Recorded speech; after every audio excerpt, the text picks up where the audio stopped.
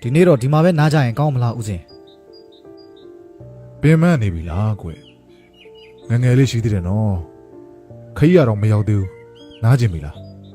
ဦးစင်းလိုမျိုးအသက်ကြီးတဲ့သူဆိုရင်ဘယ်လိုလုပ်မလဲကိုကြီးရဲ့တတ်တော်ကြီးမားတဲ့ဦးစင်တာမဏေနဲ့အတူလူလက်ပိုင်းအရွယ်ဖြစ်တဲ့ကိုရင်ကေတာရတို့တောနတ်ထဲကိုဝင်သွားပြီးတရားကျင့်ကြံဖို့ပြင်ဆင်နေခဲ့ပါတယ်ကိုရင်ကေတာရအတွက်ကတော့တောထွက်ချင်းကဒါပထမဆုံးအကြိမ်ဖြစ်နေခဲ့တယ်ပေါ့ဗျာရှုပ်ထွေးတဲ့လူမှုပတ်ဝန်းကျင်ကနေထွက်လာပြီးတောအလဲကိုရောက်လာတဲ့အခါမှာတော့လွယ်ကူတဲ့နေရာမှာနေထိုင်ပြီးနေသားမကြမှုကြောင့်အခုချိန်တောထဲရှိနေခြင်းကအနှဲငယ်ခက်ခဲမှုရှိနေခဲ့တယ်ဗျအခုအချိန်မှာတော့ကိုရင်ကေတာရပင်ပန်းနေတဲ့ပုံစံဖြစ်ပြီးတက်ပြင်းချနေခဲ့ပါတယ်ဒါအောင်ဦးစင်းတာမဏေမြင်တာကြောင့်တကယ်ပဲကိုရင်လေးပင်ပန်းနေတာကိုမြင်တော့အခုလိုပြောခဲ့လိုက်တယ်ဗျကိုရင်လေးနည်းနည်းသိခံပါဦးရှေ့မှာရွာတရွာရှိတယ်အဲ့နေရာမှာလည်းတရားကျင့်ကြံလို့ရပါတယ်အဲ့ဒီမှာကိုရင်တရားဟောပြီးလိုက်ရင်ရွာသားတွေစွန့်ကတ်လောက်မှာပါကိုရင်ကိုတရားပေးခိုင်းတာလားတပည့်တော်ဦးစင်းနဲ့ပြောတာတော့အတ္တတာဖြစ်နေတာကိုအစဉ်ပြေးပါမလားဖေ။ဒါဆိုကိုတို့ရဲ့တာဝန်ကဘာလဲကိုတော်တို့တွေကဗုဒ္ဓသားတော်တွေလေတိလတွေယူထားတာလည်းဖြူစင်အောင်နေဖို့ဗုဒ္ဓလမ်းစဉ်အတိုင်းဆုံးမတုံသင်ပေးဖို့မဟုတ်ဘူးလားဒါကကိုတော်တို့ရဲ့တာဝန်ပဲလေနားလည်ပါပြီဦးစင်မနှက်ဖြတ်မနှက်ကြရင်အကောင်းဆုံးတရားပေးလိုက်ပါမယ်ဒီညတော့စာအုပ်ဖတ်ပြီးအချက်လက်သိမ်းကျင်ပြီးနည်းနည်းပြင်ဆင်ခြင်းလို့ပါအရှင်သာမဏေဒီလိုကြားတော့ပြုံးမိပြီးရွာရှိတဲ့ဘက်ကိုဆက်ခီးနေခဲ့ပါတယ်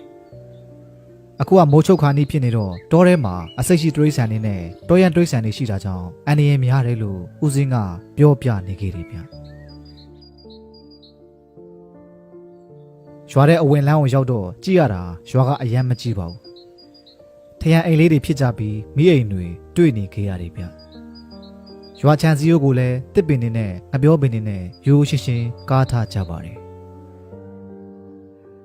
ဒီလိုနဲ့အရှင်သာမဏေတို့ရွာရှိကတစ်ပင်ရှိမှာတရင်သုံးဖို့ဆုံးဖြတ်ခဲ့လိုက်ကြတယ်ဗျ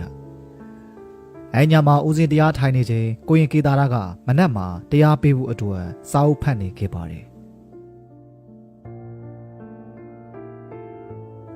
မနက်မိုးလင်းတဲ့အချိန်မှာတော့ရွာသားတွေတွာလာရင်းနဲ့ရွာရှိမှာဘုန်းကြီးနှစ်ပါးတရားထိုင်နေတော့မြင်တာကြောင့်အချင်းချင်းခေါ်ကြပြီးတရားနာဆုံးကပ်ဖို့ရောက်လာခဲ့ကြတယ်ဗျ။အဲဒီမနက်မှာကိုရင်ကေတာရလည်းအစွမ်းကိုတရားပေးဟောကြားခဲ့ပါတယ်။အဲဒီနောက်ပြဿနာတွေရဲ့ထွက်ပေါက်မတွေ့လို့ပူဆွေးနေရတဲ့ရွာသားအချို့ဦးစင်းတို့စီကိုအကြံအဉာဏ်လာတောင်းခဲ့ကြတယ်ဗျ။ဒီရွာမှာဦးမင်းဘိုးဆိုတဲ့လူတစ်ယောက်ရှိပါတယ်ဦးမင်းဘိုကထွားကြိုင်ပြီးအသားအရည်မင်းညစ်တယ်ဗျ။လေယာလုတ်တဲ့ဒဏ်တွေကြောင့်တကိုယ်လုံးကိုယ့်အရာတွေနဲ့ပြည့်နေခဲ့ပါတယ်။ဦးမင်းဘိုခတ်တွတ်နဲ့လမ်းလျှောက်လာပြီးဦးစင်းနှစ်ပါးရှိမှထိုင်းချလိုက်တယ်ဗျ။အရှင်ဖေ။အခုတပည့်တော်တို့ရွာမှာထူးဆန်းဖြစ်ရတဲ့ဖြစ်နေတာနည်းနည်းကြားနေပြီဖေ။မွေးထားတဲ့ကြက်တွေဘဲတွေအကြောင်းအရင်းမဲ့သေးသေးသွားကြတယ်။သူတို့အားလုံးရဲ့သေးတဲ့ပုံစံကလည်းတူနေကြတာဖေ။သူတို့အိုတွေဆွဲထုတ်ခံရပြီးအကုန်လုံးပေပွားနေတတ်တယ်။ဒါကိုလှုပ်သွားတဲ့သူကဝမ်းတွင်းသားပဲစားတယ်လို့မျိုးပဲဖေ။ကြက်ဒီဘဲဒီအားလုံးဝမ်းတွင်းကလေးစားဘာမှမကြမ်းတော့တာမျိုးဖေ။တပည့်တော်တို့အရန်ဒုက္ခရောက်နေပါတယ်။ဒီဖြစ်ရက်ကိုမြင်တဲ့သူလည်းရှိတယ်ဖေ။ဒေါ်အေးမော်ပေါ့စုမုံရဲ့အမေလေး။အဲ့ဒါကိုမြင်တဲ့သူကလည်းတပည့်တော်ပါပဲ။အသားမဲမဲမျိုးလုံးအကြည့်တဲ့ကြောက်စရာကောင်းပြီးတော့လက်သက်ရလည်းအရှိကြီးပဲ။အဲ့ဒီကတပည့်တော်ကန်တော့မှငားသွားရှာပြီးရွာနောက်ဖက်ကနေဝင်လာတာ။တဲတွေကိုတိုးတော့တာပဲဖေ။သူနောက်ကနေလိုက်လာလို့တော့တပည့်တော်မမောကြီးနဲ့တကြီးအိမ်ထိပြေးခဲ့ရတာ။ဒီလိုနေပါပါပဲ။တကယ်လို့သူသားအဲ့ဒီတော့တပည့်တော်ကိုမိသွားခဲ့။ဥထွက်ပြီးအခုလိုမရတော့မှမဟုတ်ဘူးဖေ။ဒီအချိန်ကိုရောက်လာတော့ရွာသားတွေနှစ်ဖွဲ့ကွဲသွားပြီးရန်ဖြစ်နေခဲ့တာကြောင့်ဦးစင်းကစကားပြောပြီးတားခဲ့လိုက်ပါတယ်။ဟုတ်ပြီ။ဒီလိုမျိုးပြောနိုင်ပြီးတော့မြင်တဲ့သူလည်းရှိနေပြီ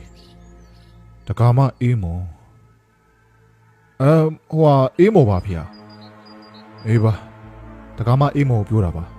။ဒါဆို तू ကတရေဖြစ်လိမ့်မယ်။ကိုတော့ကူညီပေးပါမယ်နော်။ဒီနားမှာရေကန်လေးများရှိမလား။တပည့်တော်တို့ဦးစင်းရဲ့ပြားတဝင်တော့အရန်နာလို့မခံစားနိုင်တာ။ဒါကြီးကဖုတ်တရဲ့နော်။အကောင်းနေမဟုတ်ဘူး။တပည့်တော်ကြောက်တယ်ဖေဟာ။ ဦးစင်းလည်းကြောက်တာပါပဲဒါပေမဲ့အကောင်ဖြစ်ဖြစ်ဖိုးသေးရဲ့ဖြစ်ဖြစ်ရွာသားတွေကခက်ခဲနေရလေကူညီရမှာပေါ့သူတို့တွေကအပူရှောင်ပြီးအရေးထုတ်လာကြတာအော်ရေကန်ရှိပါတယ်ဖေဟာရွာနောက်ဖက်မှာရှိပါတယ်ကောင်းပြီကျန်အစင်းကိုဦးစင်းရဲ့အတွက်2ကောင်3ကောင်လောက်ပြင်ဆင်ထားပြီးတော့ရေစိမ်းနားမှာလာပြီးပြီပါကိုရင်အဆောင်ကျိုးတွေအားလုံးယူလာဖိုးသေးကောင်ရေစိမ်းမှာစောင့်ကြမယ်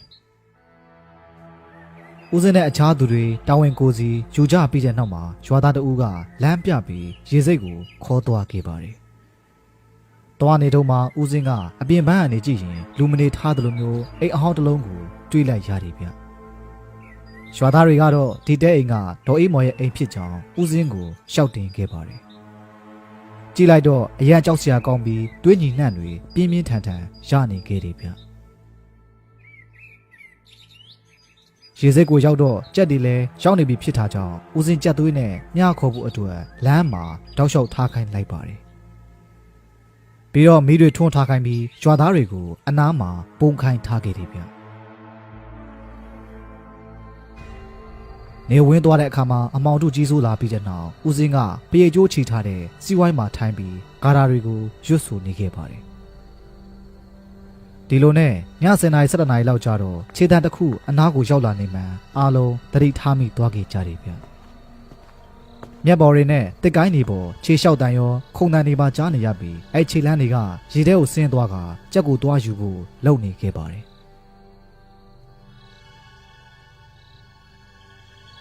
ဒီလိုမြင်တော့ဦးစင်ဂါရာဆူလိုက်ချိန်လေပြင်းတွေတိုက်ခတ်လာခဲ့တာကြောင့်စင်ထားတဲ့မီးတိုင်တွေငြိမ်းကျသွားခဲ့တယ်ဗျ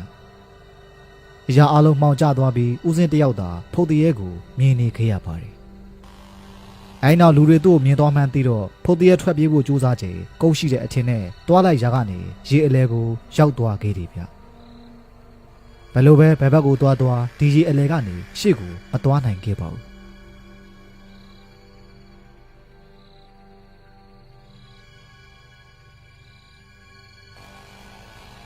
ထွက်ပေါက်ကိုမတွေ့ဘူးမလားတခါမှဘယ်ဟိုပဲသွားနင့်နေပြီမလားငါ့ကိုဘာလို့မလို့လဲဒီကောင်တွေဘာတွေလဲဦးစင်းဘာလို့လို့လဲတခါမှကိုဘာသာကိုတွားလိုက်တာမဟုတ်ဘူးလားကိုလန့်ကိုရွေးလိုက်တာပဲလေတခါမှရဲ့ခြေထောက်တွေနဲ့ပဲဒီကိုပြန်လာခဲ့ဖို့ငါအစောကြီးကလေးကတက်ဖို့လုပ်နေတာတက်လို့မရအောင်ငါလမ်းလျှောက်နေပိုနေလာလိမ့်မယ်ငါတက်လို့ရရင်တော့နေလို့တွေကိုအဆုံးတက်ပြီမယ်မျက်စိပိတ်နားပိတ်ဖြစ်နေတော့မှန်ကန်တဲ့လမ်းမမြင်လို့ရေလေကိုရောက်တာပေါ့ကြည်ပါဦးခေါင်းတော်နစ်တော်မယ်တခါမှမကြိုက်တဲ့ငရဲတွေတဲကိုနစ်ဝင်နေပြီလေဘယ်တော့မှပြန်တက်လာမှလဲဘယ်တော့မှကျွတ်လို့မှလဲတခါမှကြီးရဲ့ဓမ္မနေကိုမမြင်လေအမအမှန်မသိလေငရဲတွေတဲကိုထပ်ပြီးတော့နစ်ဝင်သွားအောင်ပါပဲဒီလိုပဲဆက်ဖြစ်နေမယ်ဆိုရင်တော့မကောင်းတဲ့အရာတွေဥဆောင်တာကိုပဲခံရပြီကျွတ်လို့မှမဟုတ်တော့ဘူးအပြစ်တွေမလုပ်ပါနဲ့တော့တခါမှကြီးရဲ့ဦးစင်းပြောတဲ့အတိုင်းတက်လာခဲ့ပါနော်ခြေတော့ကတက္ကမကြီးအပိုင်မလို့ဘယ်လမ်းကိုသွားမလဲရွေးလို့ရပါတယ်ဒါပေမဲ့ဓမ္မမျက်လုံးနဲ့ကြည့်ပါအဲ့တော့မှအခုလိုမျိုးရေလဲမှာပြန်မနှစ်တော့မှာတက္ကမရဲ့ဘဝကိုဘာလို့ချင်းလဲရွေးပါအခုလဲတက္ကမကြီးကိုယ်တိုင်ရွေးခဲ့တာပဲဘာလို့တရားလမ်းစဉ်ကိုရွေးပြီးတော့မနေနိုင်ရမှာလဲဖုတ်တရဲဒေါ်အေးမော်ဒီလိုကြားတော့နောင်နာရပြီးဦးစင်းပြောတာအားလုံးမှန်းနေခဲ့တာကြောင့်လက်အုပ်ချပြီးတောင်းပန်ခဲ့ပါတယ်ဦးစင်းဒီလိုမြင်တော့ဂါရာကိုဖြေပေးလိုက်ပြီးတရဲကိုပြန်တက်လာနိုင်အောင်လှုပ်ပေးခဲ့လိုက်တယ်ဗျ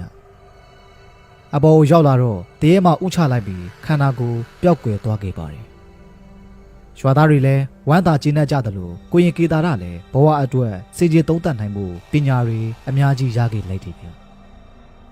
မနက်မိုးလင်းတဲ့အခါမှာရွာသားတွေရွာထိပ်ကိုသွားပြီးတရားနာနေတော့မှရွာသားအချို့ပြေးဝင်လာပြီးတရင်အကြောင်းကြားခဲ့ကြတယ်ဗျဒေါ်အေးမော်တေးသွားပြီဦးစင်းတို့နဲ့ရွာသားတွေဒေါ်အေးမော်ရဲ့အိမ်ကိုတွားကြည့်လိုက်တော့ဒေါ်အေးမော်ရဲ့ခန္ဓာကိုယ်ကနှစ်တည်းအကြာကြီးတေးထားသလိုမျိုးအမြန်ပုတ်လာခဲ့တယ်ဗျဒီနေ့အထိသူအသက်ရှင်နိုင်တာကသူ့ခန္ဓာကိုယ်ထဲကိုဝင်ပူးနေတဲ့ဖုတ်တရဲကြောင့်ပဲဖြစ်ပါတယ်အခုတော့နှစ်ယောက်စလုံးအရှိတာမနေကြောင်းကျွတ်လွတ်သွားခဲ့ပါပြီဒီလိုနဲ့သာသနာလမ်းစဉ်အရာဇာပနပွဲလုပ်ပေးလိုက်ကြတယ်ပေါ့ဗျာ နေကင်းဘက်ရောက်တဲ့အခါမှာဦးစင်းတို့ဇရာတပြည့်တောထွက်တရားကျင့်ဖို့ကြွသွားခဲ့ကြပြီးဒီရွာမှာလည်းအခုလိုဖြစ်ရမျိုးတွေထပ်မဖြစ်တော့ပါဘူးဟုတ်ကဲ့ဇာလန်လေးကဒီလောက်ပါပဲခင်ဗျာအားလုံးကျေးဇူးတင်ပါတယ်ခင်ဗျာ